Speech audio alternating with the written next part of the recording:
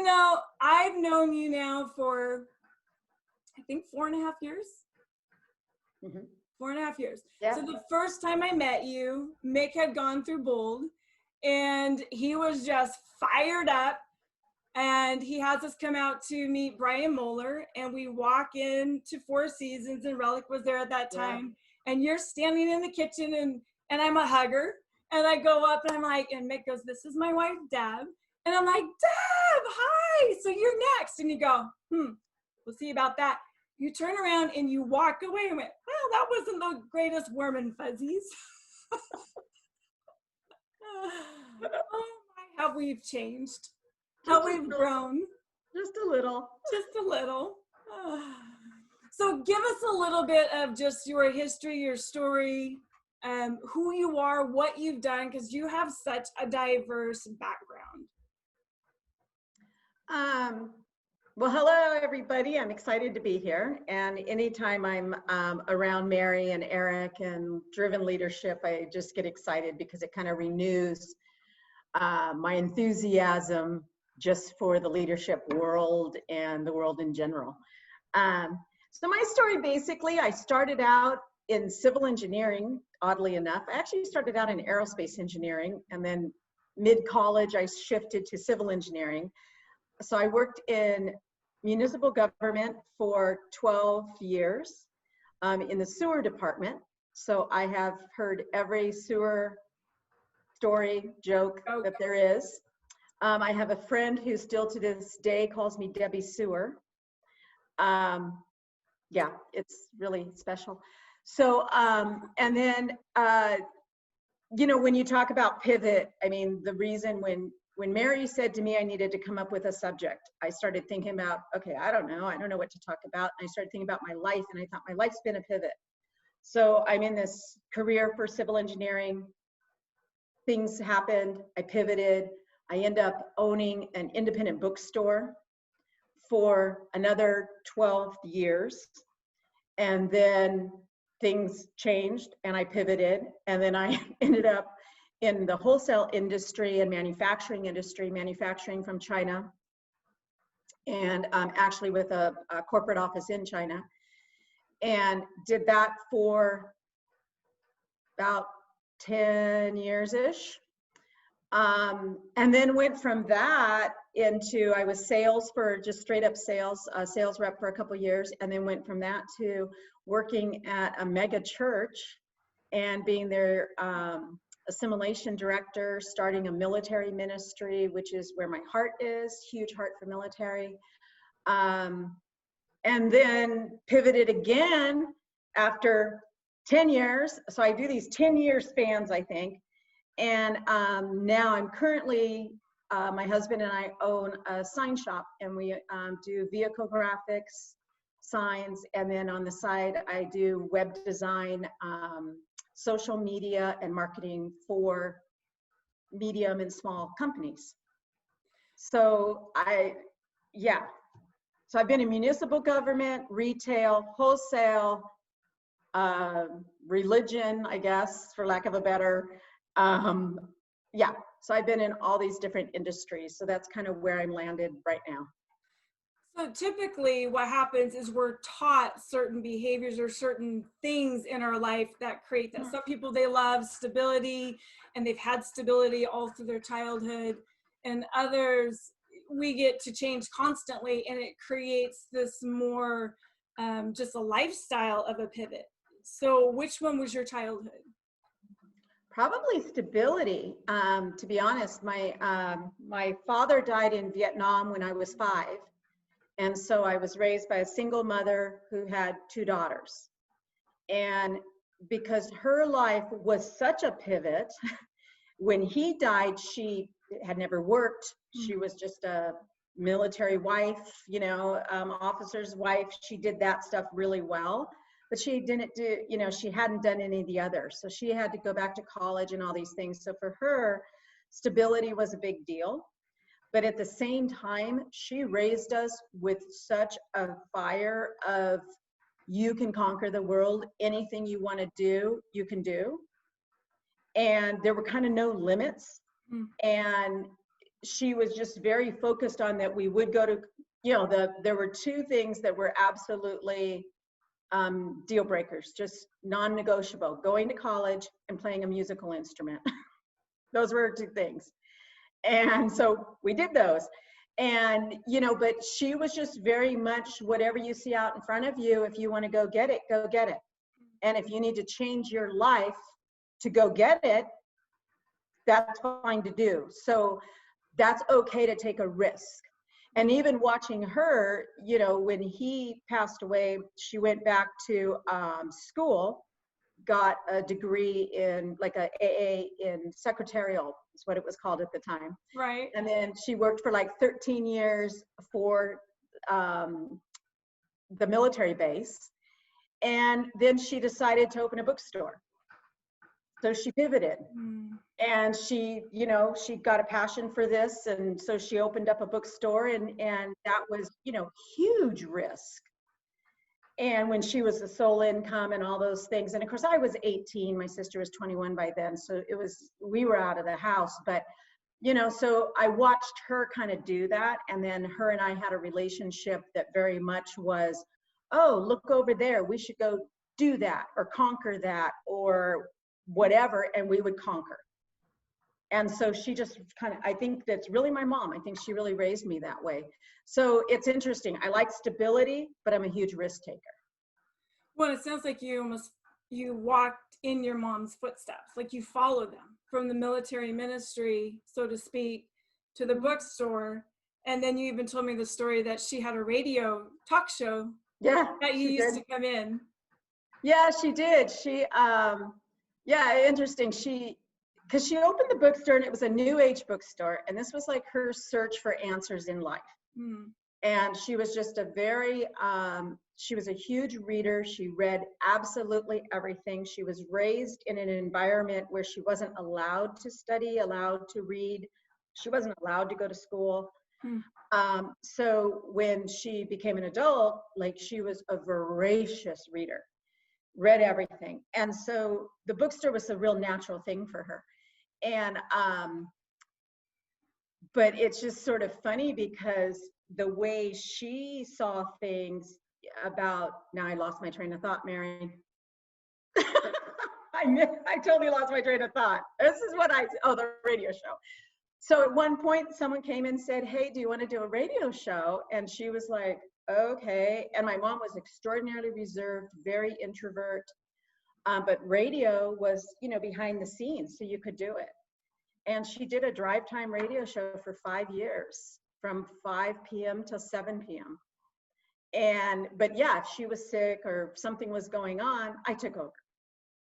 So I just kind of did the show for her, and she interviewed like random authors and all this different stuff. And, but yeah, so when you asked me to do this, I'm like, well, I did radio. So if I can do radio, I guess I can do this.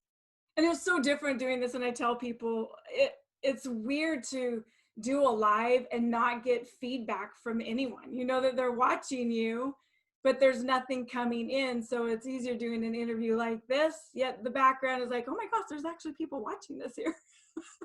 Right. Oh, wait, this isn't just you and me talking. Oh, okay, wait a minute. I should probably think about what I'm saying, and I probably shouldn't be inappropriate. So yes. Well, that's okay. That's Deb. There we go. So when you talk about when life says pivot, and you've had all these different pivots, and you've had you talk about crazy pivots. It's not the same venue that you've chosen. It's just night and day. The pendulum has just swung. What has been your hardest pivot? I think, it's funny. As I've gotten older, I think the pivots become harder. Because I think when you're younger, you have that kind of like, yeah, I got this. I think there's a bravado that you maybe naturally have. Because I want to say my hardest pivot would be going from municipal government to owning a retail store. But it wasn't. I just sort of walked into it going, I can conquer this. Like, yeah, let's just do that, I think honestly, and I will share that Mary and I did not talk about this ahead of time. I think honestly, my hardest pivot had been when I worked for a church for 10 years, and I became a Christian later in life, and so then I got this passion for the church, and so I ended up working there, and I did it just like I did everything else. I started out in one piece, and then I ended up in charge of the classes, and then I ended up in charge of special projects, and then I thought, oh, we needed a military ministry because we're 10 minutes from a military base. And so then I started a military ministry. So I ended up with all these hats, which is kind of how I live. And we hit a point where my husband and I were looking at, we're 10 years from retirement, and a church income isn't going to be a really solid income. I can make more out in the real world. And so there was a decision to go back into the secular world. And that was probably my hardest pivot. And then when I came out of that and started working with the sign shop, it didn't go well. And it's probably the first thing in my life, to be honest, that didn't go well, where I went, I'm failing at this. And this is not happening well. We had multiple business partners, and that was not good. One of the partners and myself did not get along well because we were way too much alike. And that was my hardest pivot. So right in the middle of that, Nick, my husband, goes to Bold. And he goes off to this 3-day thing. We don't know anything about it other than he had spent, 6 hours on the phone with Mary, interviewing her to see whether this was of value to go to, right? That was the longest interview I had ever been through. I was like, all right, I'm just gonna bare my soul here. There are no secrets because Mick will find them out anyways. That's exactly right. Welcome to my husband. So he comes home from going to Bold, and he walks in the door. We happen to be having a marriage group that once a month, we got together with other couples and did this marriage group. And so he said, oh, I'm going to be late to the marriage group in order to do this thing. So, okay, fine. So he comes home, he walks in an hour later, and everyone's like, oh, how was the conference? Because none of us know what it is, right? And he looks at me and he says, I'm a changed person. I hope you like it. And that went really well with you. Yeah. And my first thought is, well, crap, I liked you before. I mean, what happened, And so I couldn't wait to get the people out of the house so I could sit down and talk to him about it. And then, of course, as he's trying to talk to me about it, he can't even explain what he had just gone through. He could explain the impact it had on him, but he couldn't explain, what it was. So then fast forward a couple months later, he goes to Forge, which is the kind of second leadership. And he went with 5 people from his company, and they went through the team building process of Forge. And then he comes home from Forge and he's like, yeah, it's a total change again. Here I am again. This is a total change, blah, blah, blah. And I can remember we're sitting at the dining room table and he's telling me all this. In the meantime, I'm in the company, the sign shop, and it sucks. And I hate it. And I hate going to work every day. And I went into this kind of spin of, it's the first thing in my life I ever felt that I was failing at. And only failing from the sense the company was doing okay, only failing from the sense that I actually hated it. And so we're talking about Forge, and he says to me, I know you would never do anything like this because I'm a pretty strong introvert. And he says, I know you wouldn't do anything like this. And he said, but if you ever wanted to, it would get us on the same page so that we were kind of talking the same language. And at this point, my thought process is, okay, he's gone through 2 of these things, and he is talking a different language, and he's using words I haven't heard before. And I thought, okay, I'll go. And I'm like, I can fake my way through anything. Always have been able to. So I said, okay, I'll go. And he's like, really? And he grabs the phone and he's texting Mary. And this was on a Friday night, and the following Wednesday, I'm in Bold. Like, it was just like, boom, no time to think about it. So I get up to Bold, and I'm thinking, okay, well, maybe this will give me some insight into, you know, the changes I've made working at the shop, you know, just giving up working in ministry, you know, and I thought just this pivot is not working. So maybe this will give me some insight. And other than that, I'll figure out why he thinks this is so great. And, you know, as I always say, what Kool-Aid he drank. And that's kind of where, you know, I went. And so I go up to Bold, and, you know, the first thing I had the honor of Mary and Eric teaching when I went through. And, you know, the first few days for anyone who's gone through it, or the first few hours, you know, I'm sitting there and I'm watching this, and I'm seeing Mary and I'm seeing Eric, and I'm seeing their demeanor and just the intensity of this program. And honestly, I'm thinking, okay, this is not for me. I mean, I'll make it through this, but you've got to be kidding me. I'm not doing this. And, you know, then, you know, you go through a couple processes, and by like maybe the second or third process, you know, 2 hours into the night, I'm like, whoa, okay, this is cool. And guess what? I can't fake my way through it. There's no way. Whatever barriers, whatever walls, whatever facades you put on have to come down. And if they don't come down, they're going to be pulled down. So it's one or the other. You can pull them down, or the team pulls them down. And it was life-changing, you know. So for me, it was such a major thing that, you know, kind of partway through, I recognized, one, that I never wanted to own a sign shop. You know, this is not a passion, like, you know, oh, I want to go do this. I love small business. I love business. But my mindset was totally off for what I was doing. And coming out of Bold, and I'll share a little bit more about Bold if I have the opportunity, but coming out of Bold, I ended up looking and saying, oh, you know what, this isn't the right thing. I pivoted because I had people telling me I needed to do this, and it was never my choice. And so I pivoted out. Wow. And I came out of Bold, and it was 6 weeks later, but 6 weeks later, I went to my husband and I said, I don't want to do this. I'm not happy. This is not what I want to be doing. It's not working. The partnership doesn't work, and it's not working for our marriage, which is my number one thing. And I pivoted again.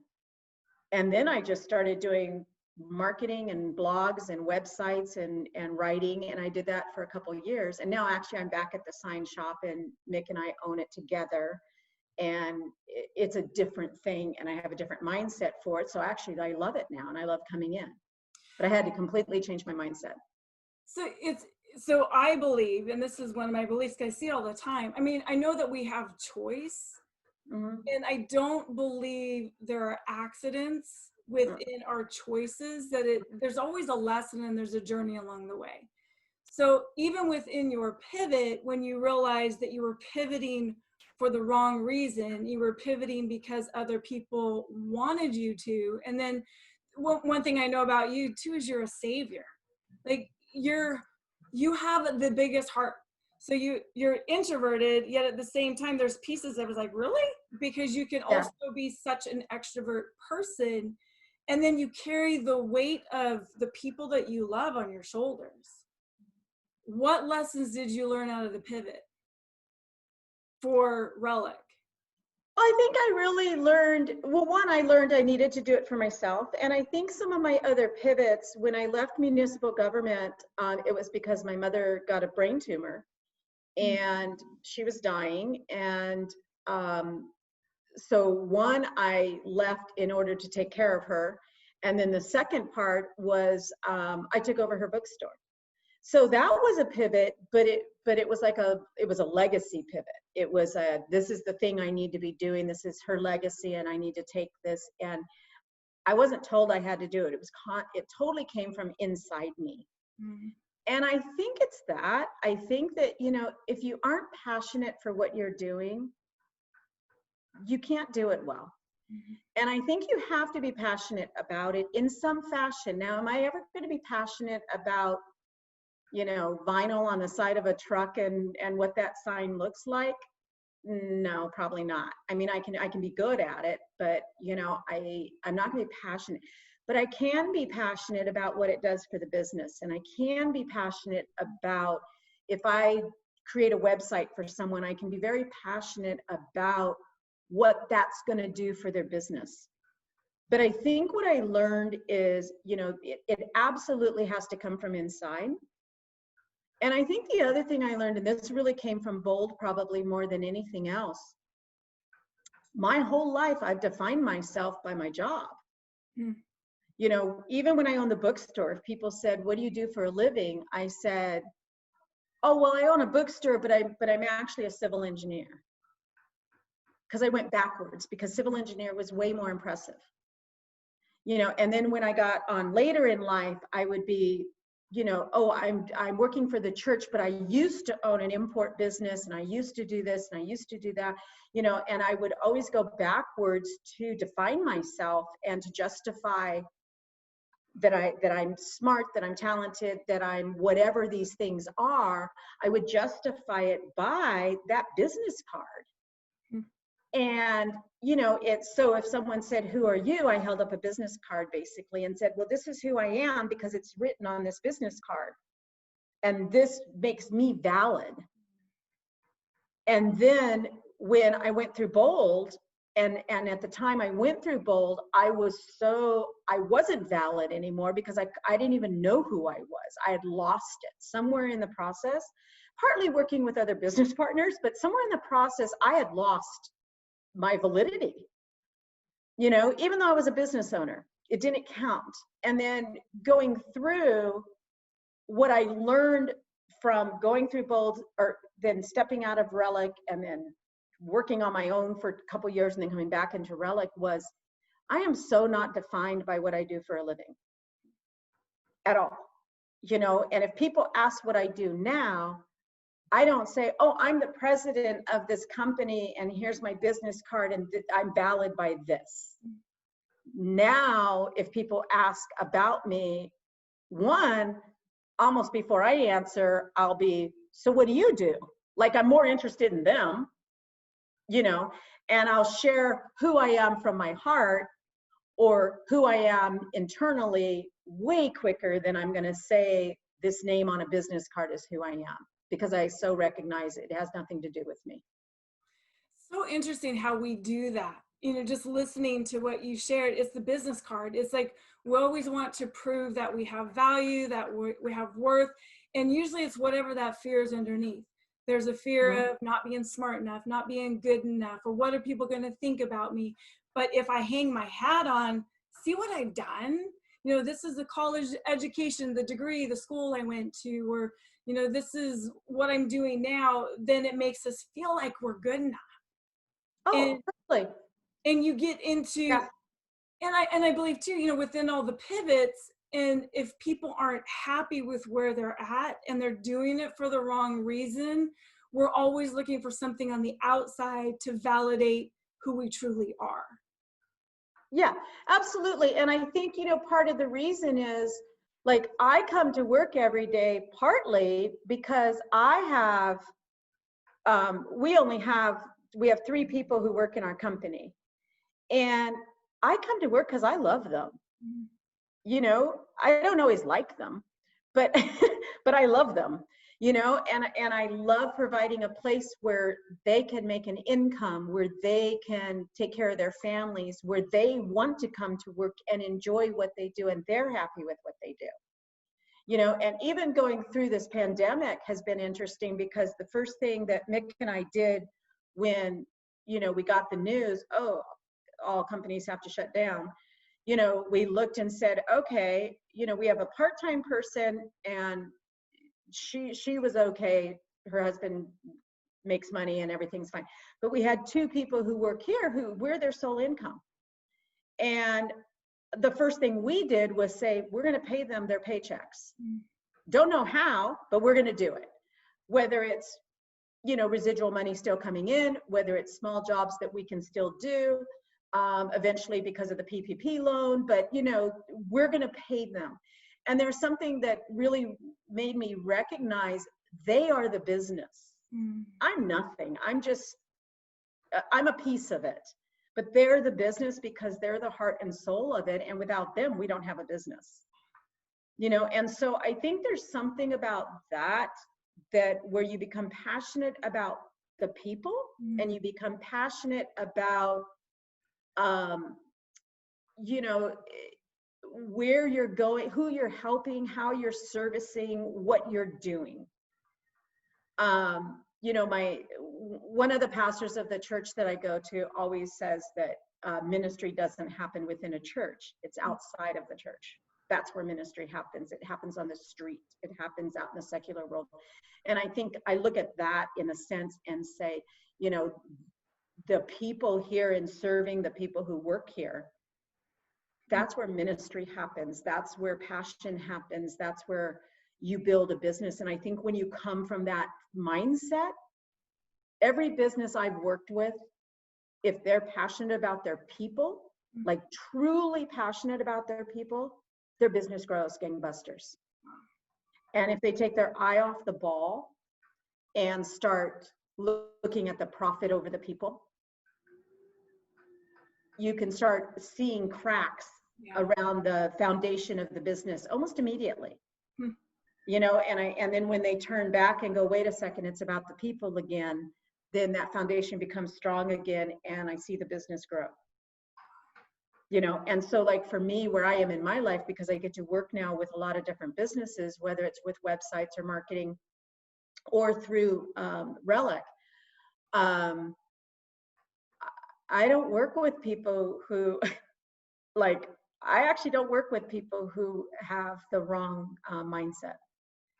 If they're completely the profit, completely, you know, the people within their company are just a number, who cares, those kind of things, I go, nope, I'm of the age and the attitude at this point, I don't want to work with them. I want to work with people who are really actually feeding into people and building people in the world. Well, that's the Simon Sinek. You know, people don't buy what you do, they buy why you do it. And it's when Exactly. your whys collide, that's where you're authentic. That's where true connection results happen. And it's, you know, so many times I believe that people, especially in business, when you said it, you get your eyes off the people, you get your eyes on the bottom line, the profit, and it's the wrong mindset. And that's where I believe fear can come in, because then it's the unknown. Especially in the pandemic. Well, how are we going to pay paychecks? How are we going to keep people employed? But when you do it for the right reason and your whys connect and collide, it's like magic. It's the foundation. It's the right thing. As you talk, I'm going to launch a poll just on, you know, pivot right now, because we all are in, well, I believe most of us are in a pivot. So this is life asking you to pivot right now? So it's yes, no, or I'm not sure. And then as soon as you answer that, then there's another one that just really helps you look at where you're at right now, or when you're asked to pivot, how do you typically respond? And I think there's something about that, you know, I think the reason I kind of came up with the thought process of the pivot is that, you know, we are all asked to pivot right now. Even if your business was essential and you stayed open during this time period, like I live in California, so we just shut down again today. And, you know, there's a pivot there because, okay, if you have a business and you are staying open, you still have to do it completely different than how you did it before. Whether it's, you know, sanitizing what you touch, whether it's your employees walking around in gloves and masks, whatever those things are, or you're looking at where can I make money?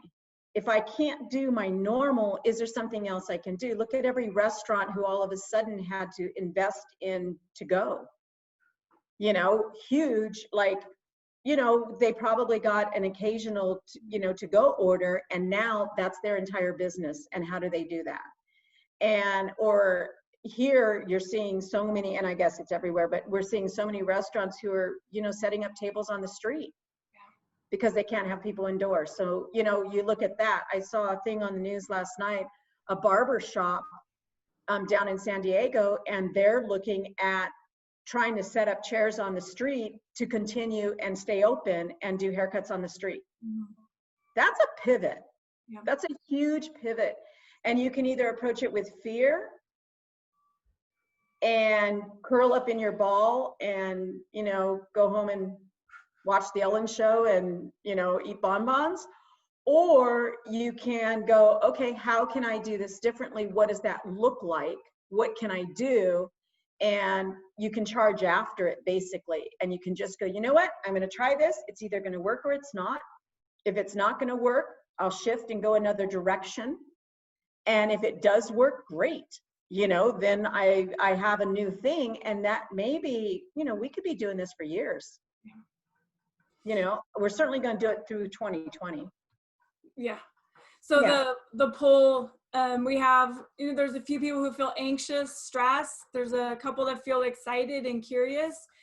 And so with those mindsets and recognizing that there's no right or wrong, and it's okay to feel exactly what you're feeling, what would you say to people who, because you've been through so many pivots in life, like you've been through so many pivots, Oh, yeah. pivot right now, because yes, you know, you do own a business, you have people that you're their sole provider. If people are stressed, if they're anxious, if they're fearful, and even if they're not in the right role right now, and they're like, I made a pivot and this is not fitting, what advice could you give to them?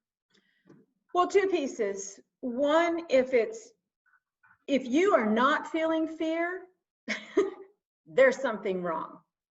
I mean, honestly, it's like whether it's looking at the world or whether it's within your business, I think there should be a low level of fear.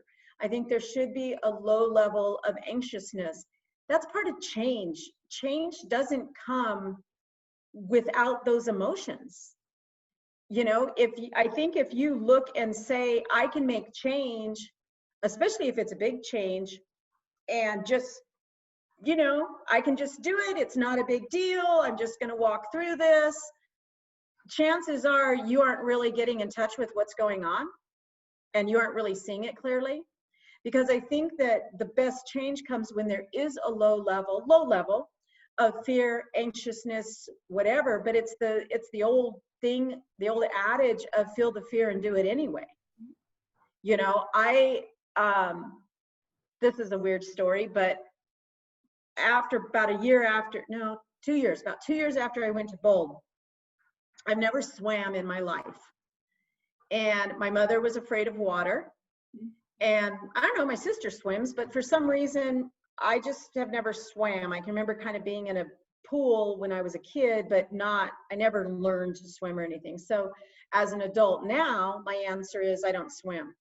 So we go on a trip to Maui, and we go out in a kayak, and I'm like, okay, I can be in a kayak. I'm okay with that. So I'm in a kayak out in the ocean, you know, with the vest on and all that kind of stuff. And the tour guide that we had, he says, you know, we're going to go swim with the turtles.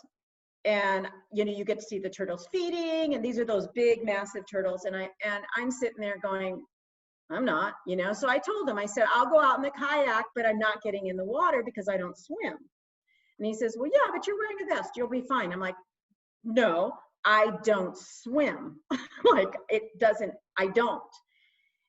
And my husband's a good swimmer, and the couple we were traveling with are both lifeguards, and one's a border patrol, like special forces. Like, could I be with safer people? No. So then the tour guide, we're talking to him, and he's talking about, he's a Vietnam vet, which of course now my military thing gets going. And so he's talking about everything he does. And I'm sitting there going, okay, I got 5 people with me who could save my life. So I'm sitting there looking at the water, and I swear to you, I can hear Mary McGrath in my head saying, it's okay to be afraid, do it anyway. And I'm sitting there going, shut up, Mary. You know, I'm sitting there like, literally, I swear, I hear your voice. And this is from Bold. And it's not like bold, they're screaming in your face. They aren't. They're saying, you know, feel the fear and do it anyway. It's okay. It's okay to be afraid in life. Life is challenging. Life is difficult. It's okay. Just do it anyway. I was the first one in the water. Like I literally went from hearing Mary in my head to just like jumping out of the kayak, and my husband going, she's in the water, you know, and then he's jumping out because I'm in the water. And, you know, it was one of the most incredible experiences of my life, because it's something I thought I would never ever do, is actually swim with the turtles. And because of this whole thing, this was supposed to take an hour. The guy spent 3 hours with us. We got to go to their feeding grounds, all this kind of stuff. And, you know, so that's kind of how I feel about life, is that put on your life vest, do the things that you need to do to make sure that you're secure, and then jump. And that's an okay thing to do. If you're in the wrong job, if you're in the wrong place, like right now, is it the smartest time to change jobs? No, you know, probably not, depending on what's out there. But if you find, you know, if you put on your life vest and you have some savings, and you can do it smart, and you do your research, and you know where you're going, then jump. If it's the right thing, you know, if it feels like the right thing to do. If it doesn't work, you can always jump again. I mean, you honestly can. And that's kind of always been my mode. Now, my husband's always like, I don't know. I don't even know about jumping the first time. And I'm like, if it doesn't work, we'll jump a second time. It'll be fine. And, you know, so I think there's that. But, you know, the best advice I have is it's okay to feel crazy. It's okay to feel out of control. It's okay to feel like you don't have a handle on it, as long as that doesn't last too long. You know, but it's okay to go through that and then go, okay, I had my crazy moment. You know, do your research. I've done my research. I know this is a good move, whatever it is, whether it's changing a job or getting a loan for your business or hiring somebody or whatever those things are. Or proposing to someone. Or proposing to somebody. Or getting a tattoo. Or getting a tattoo, which I kind of have a little addiction to these days, but yes, getting a tattoo, or, you know, but or having a child, or adopting a child, or any of those things. There's never a right moment. There's never a time where all the stars line up and everything is perfect and it's going to be easy. It isn't. It just isn't. And so you just have to jump and go, okay, I got this. You know, we all have this inner core in us that is strong, and that there is a strength in us. My mom always called it, you know, my mom always said, we're pioneer women. That was always her phrase. We're pioneer women. And because I don't know, we had some great aunt who walked behind a wagon train from Wisconsin to Missouri and then homesteaded or something. So we're pioneer women. But there's truth in that, is that, you know, if you're feeling panic, if you stop and breathe, your core is not shaken. Your core is there. It's just sometimes all the world lets us forget that. But if you can stop and say, okay, I'm going to plant my feet and I'm going to feel that stability I have, and then lead from there, basically move from that place, you eliminate the fear, you eliminate the anxiety, you eliminate a lot of that. But, or maybe not eliminate, you just lessen it. Yeah. So, you know, you're talking, and it, you know, we talk about the fear, right? Do it afraid or feel the fear. And one of my favorite quotes is, courage isn't the absence of fear. It is your ability to feel the fear and to do it anyways. And you're right. It's like we all have it. And sometimes people think it's wrong to feel it. Sometimes people go, they're numb. Like they're literally numb to life, to things that are happening. And it's almost like they can't feel. And there's also other people, and it's our personalities. You know, so if you look at the disc, which we're really big within the disc, you know, the D, right. I'm going to just dominate. I'm going to take action now. Like, I don't care about the fear. Let's just do it. The I's need the people around them. The S's need time. I need time to prepare, and there's always time. And then the C's have to do it absolutely right. But it's even recognizing some of how you're wired and being okay with it, yet not allowing it to be a trap to hold you in one spot. And and you're right, we all get to pivot. And pivot is change. And this world is constantly changing. I am going to open it up to if anyone has questions for Deb, specifically on just things that she's talked about or things that you would like just to know her thoughts on around pivot and change. Put them in the Q&A and we'll open it up for her to ask. And as we're getting that, just what is your greatest lesson in life? My greatest lesson is honestly trusting your gut. That's it. Like trusting your gut. I think my greatest, too, I mean, I already talked about the fact that you aren't your job, you aren't your title, you're you. So I think that's the thing, that's the biggest challenge I've had. And that really comes from a place of pride, is having to recognize my pride and my ego and pulling those back. And then recognizing, okay, if I'm not my title, then who am I? And going, who am I? Like, what am I? There's a process that we went through in Bold that, in Forge. I think it was in Forge. Mariel know, where you had to go through and kind of rate yourself and, here, like, what are your roles? What are your titles? I'm a boss. I'm an employee, I'm a wife, I'm a mother, I'm a friend. And then you had to rate yourself with these things, where you stand. And that was a huge, huge thing for me because at the time I did it, I'm looking and going, I'm a president of a company. Okay, I got this. Then I looked and went, oh, if I really rated myself as a friend, on a scale of 1 to 10, I rated myself about a 3.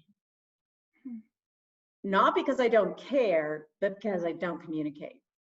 I don't reach out and say, how are you doing? I just trust that that I'm there. Well, that's not really good. And, so I think that shift of looking and going, my first thing is, am I a good wife? Am I a good friend? Am I a good business person? If you're working with me, am I not just, yes, I have the skill set to do what you need, but am I actually walking alongside you and where I stand? And I think so for me, that's really kind of been my biggest thing, is recognizing that value structure in my life of those are so much more important than what my title is. And I have zero regrets about my success in life. Every business I've done, every place that I've been, I've succeeded and I've done really well. But if my focus is right, and I've said focus a couple times, but or my mindset, and it's that mindset of who am I to you in this process. And I think that's really been my biggest thing, is I've had to learn that. When I had my bookstore, when I think back now, some of the interactions I had that were really poor, where there was conflict, I handled it poorly.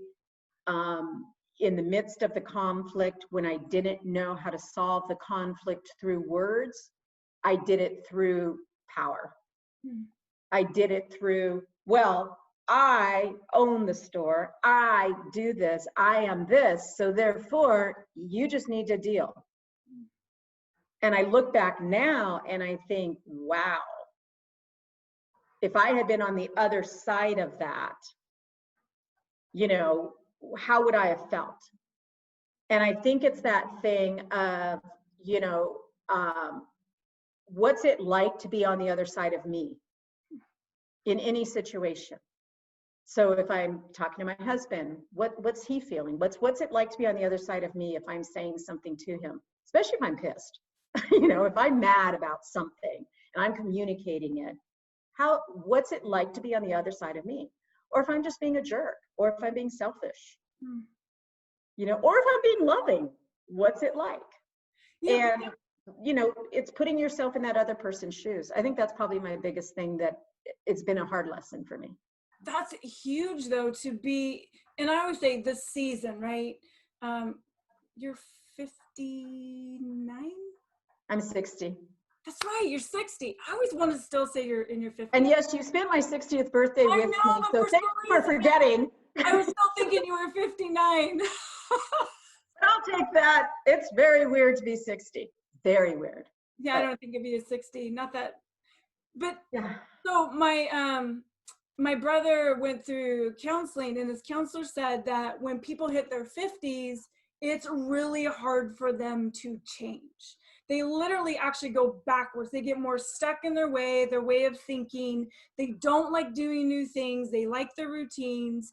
And to be where you're at and to ask yourself those questions, and not that we always get it right, but to stop and just say, what is it like to be on the other side of me? Am I willing to be open to feedback? Am I willing to be open to change? Am I willing to shift? And to know that lesson and to still ask yourself, that's huge. Huge. Yeah, it is. And I think, you know, when one of my things that was eye-opening, that was kind of an interesting thing, is when I went through Bold, there was a process in Bold where you got feedback from the other class members. And so they said to you kind of what they saw in you. And, you know, I was in a class of 14 people, and probably of the 14, probably 10 of them said, oh, I see wisdom, or I see someone who's wise, or whatever. And I'm just like, oh, great. You know, wisdom and wise, that's only because I have white hair and I'm older than, there was only one person in the class older than me. So I kind of, I didn't take that as a compliment. But what's interesting is that I kind of took it, you know, when I looked at it, I thought, oh, I'm not letting them see me, because they're seeing the surface. And that's the easy thing to say, you know, especially to someone who's older, is, oh, I see wisdom in you. Now, maybe they actually saw it, who knows? But did make me recognize, okay, so what's it like to be on the other side of me? They were seeing something very surface versus seeing who I am. I would rather have had them say, wow, I see you as very authentic, or I see you as very transparent, or I see you as, you know, a badass, or I see you as whatever. And I didn't get any of that. And that was kind of also a pivot point within going to Bold, of saying, whoa, I need to show more of who I am, because they're seeing this facade. They are not seeing me. What's it like to be on the other side of me? You know, what are they seeing and what are you projecting? You know, and I think that plays out in business. It certainly plays out in relationships. It plays out in a marriage. It plays out with your kids.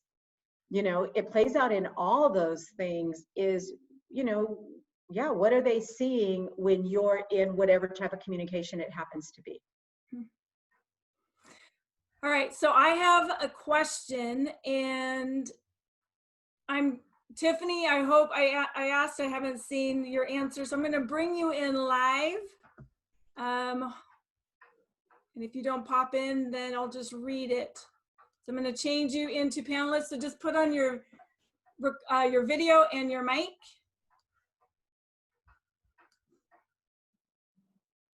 It'd be nice to see Tiffany. And here she comes. Oh, I thought it was a different Tiffany. I know this Tiffany. I know both Tiffany's, but here she comes. I see her name only. She's like, heck, I'm not ready to come in live. Come on, girl. All right, so Tiffany, if you can hear us, click on your mic button in your video. And if you don't want us to see you on video, just click on your mic so you can do audio. There we go. Sorry. Hey, Tiffany! Hey, my computer was not letting me, or rather my phone was not letting me see my mic or my video buttons. Well, it's good to see you. It's good to see you. How's life in Montana? It's beautiful. Speaking of a pivot. That was I didn't actually have a question. It was just a comment saying that, one, we miss you and we love you very much. And just love that you were talking about pivots, because as you know, Edgar and I have done more than one pivot in our lifetimes. Yes. Yeah. Anyway, that's about it. Aw, it's so good to see you. I know, it's good to see you too. So what's the lesson that Deb has taught you? I would say one, the thing that I think that I have learned, and that I know Edgar has repeated more than once, that we've learned both from Deb and Mick actually, is one, to always take it back to God before we make a big decision.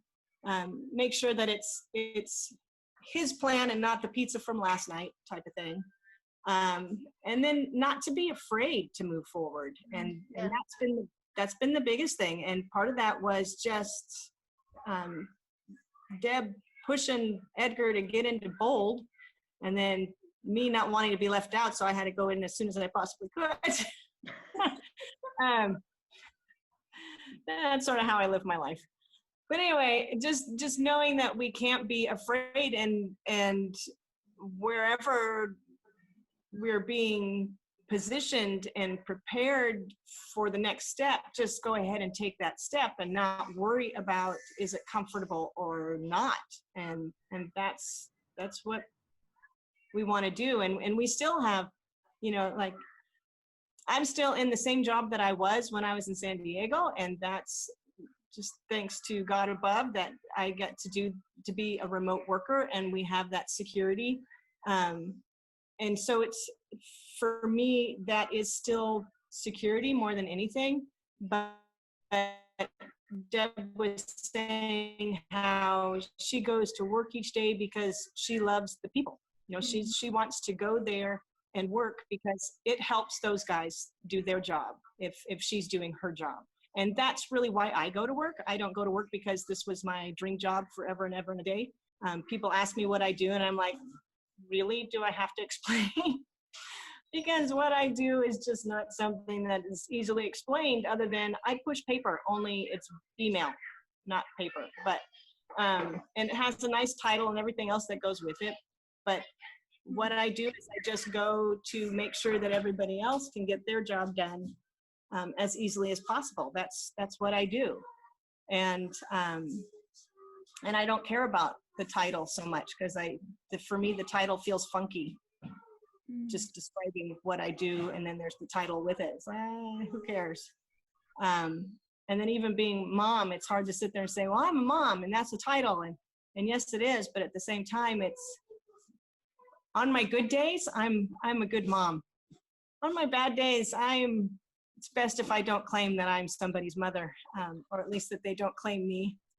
And thankfully, I have a daughter who is more than willing to forgive me every moment that I'm failing as a mother, and a son who is not necessarily willing to forgive me, but he's at least willing to tell me when I'm not being a great mom to him, and he can just step away. Okay, go away. Speaking of, but anyway, so those are moments that it's just like, I recognize that my title, to say the title, it maybe brings up more image than truth.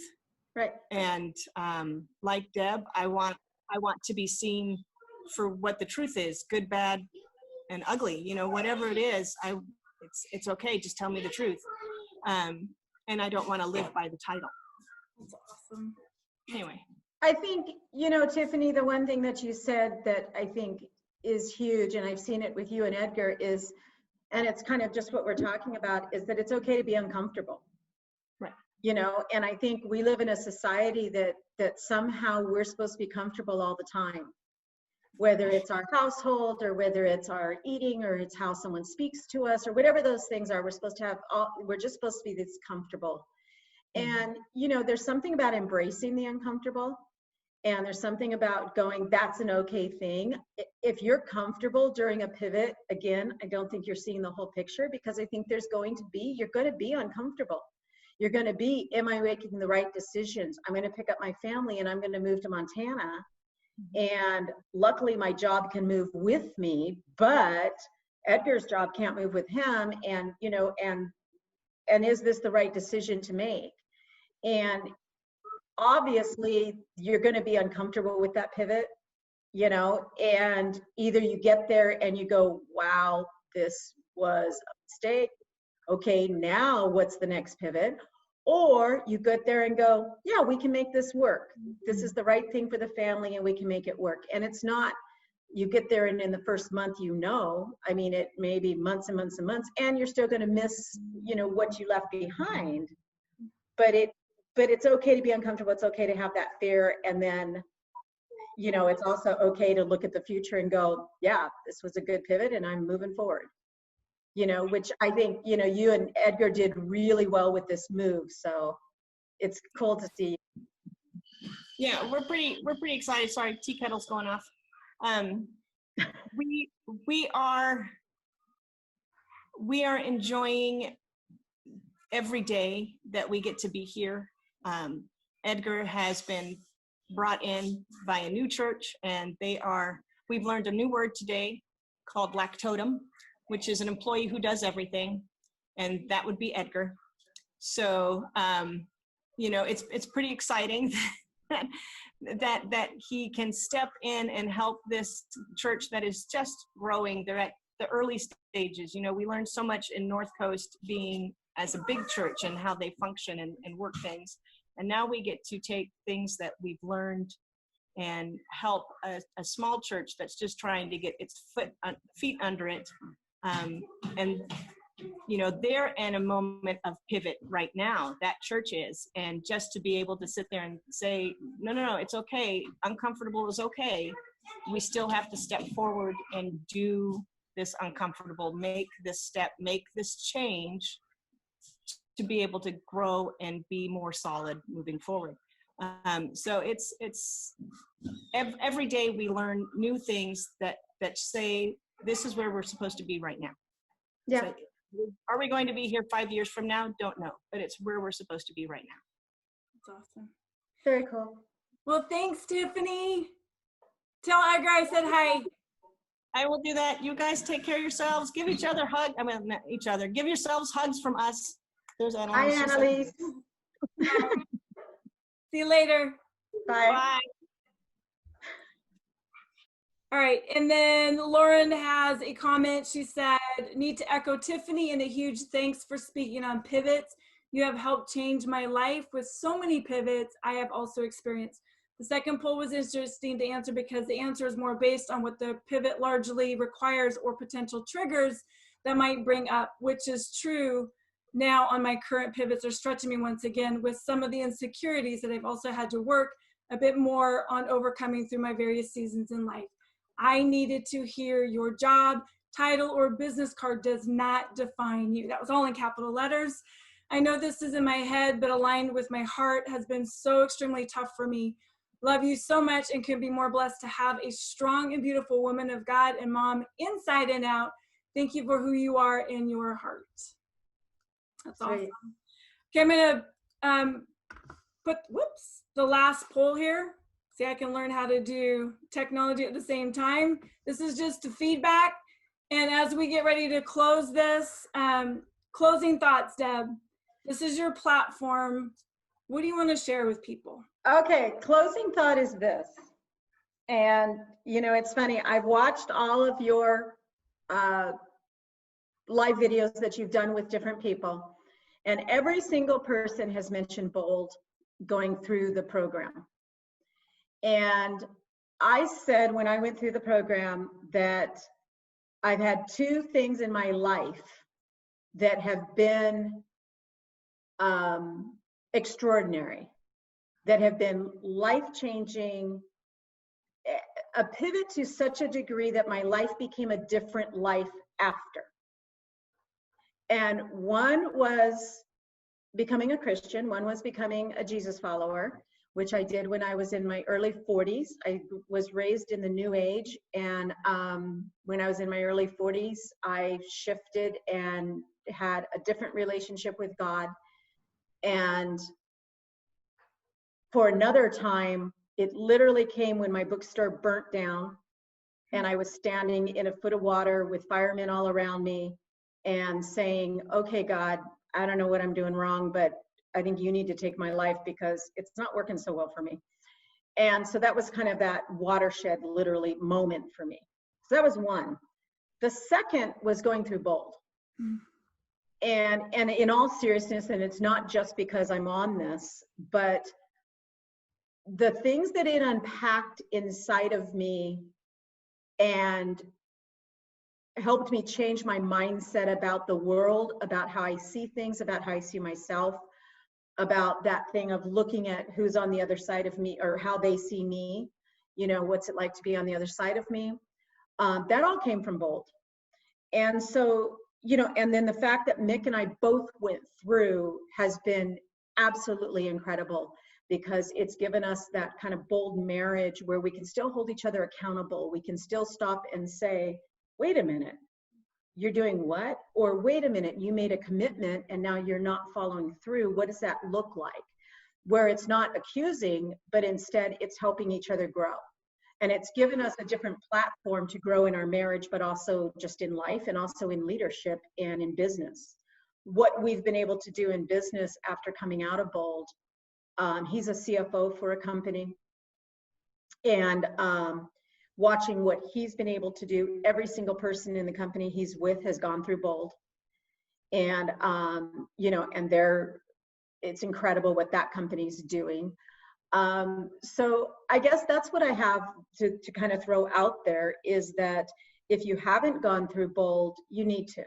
Best money you'll ever spend, best investment you'll ever make on yourself, best thing you'll ever do for your life and for the life of the people on the other side of you. That's one. The second part of it is even Forge. Forge is a whole nother thing. When I went through Forge, I went through it with a company, and I realized that it was like Bold taught you all this amazing stuff about yourself, and Forge cemented it within yourself. It was so much the second part of saying, I have all this stuff that I learned from Bold. Am I actually using it? Am I actually taking it to my core? And how does that look? And that's what Forge did. And if you've gone to Bold and you haven't gone to Forge, you're making a mistake. You need to go to Forge as well, because you just got to do both. And then one more thing, and I know I'm over time, but I warned you. I'm going to take the I know, but I just have to say, you know, Mary and Eric are absolutely the most incredible mentors, leaders, change makers that I've seen. When I came out of Bold, literally on the 5 minutes after the thing ended, I walked back to Eric and I said, I meant to walk alongside you in some fashion. First of all, your website sucks. We need to change it, you know, but different things. But I just knew that I needed to somehow walk alongside whatever that meant. But I have never seen, and I've done tons of leadership stuff in my life, I've never seen a program like this, but I've also never seen two people like Mary and Eric who walk their talk. And I know them personally now, and I've never seen them out of character, so to speak, because it's not character, it's actually character. It's that internal character. It's not, you know, a fake character. And it's amazing. So just to you, Mary, I just thank you and Eric for everything that you're doing for the world. The world needs it so badly. And I think as we're moving forward and the things that we're seeing in the world now, it can be terrifying what's going on.